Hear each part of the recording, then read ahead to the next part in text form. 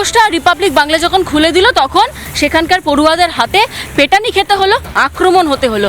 আর এই ঘটনাতে এখনো পর্যন্ত বিশ্ববিদ্যালয় কর্তৃপক্ষের কোনো রকম কোনো ভূমিকা নেই। আর গতকাল যে ঘটনা ঘটেছে, একদম রেজিস্টার সামনে বসে আমাদের রিপোর্টার বারবার জিজ্ঞেস করছে যে আপনি ইফটিজ করা হলো আমাকে, তার তো কোনো উত্তর নেই। কি বলবেন, মানে কেউ নিরাপদ নয় কি? রেজিস্টারের সামনে বসে পড়ুয়ারা এরকম দাপাদাপি করছে। রেজিস্ট্রারের ঘাড়ে কটা মাথা যে সে বিশ্ববিদ্যালয়ে বসে সেখানে নানা রকমভাবে ছাত্ররা যেসব কুকাজ করছে সেই কুকাজের বাধা দেবে। কালকে যদি রেজিস্ট্রারকে সে পেটায় তাহলে কে বাঁচাবে তাকে? আসলে তো পশ্চিমবঙ্গে কোনো সরকার নেই এবং আইন শৃঙ্খলার ব্যবস্থাও ভয়াবহ।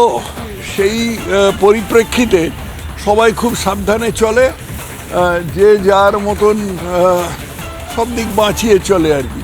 রেজিস্ট্রার কি করতে পারে, বেচারা রেজিস্ট্রার। এনআইএ চাইছেন আপনারা?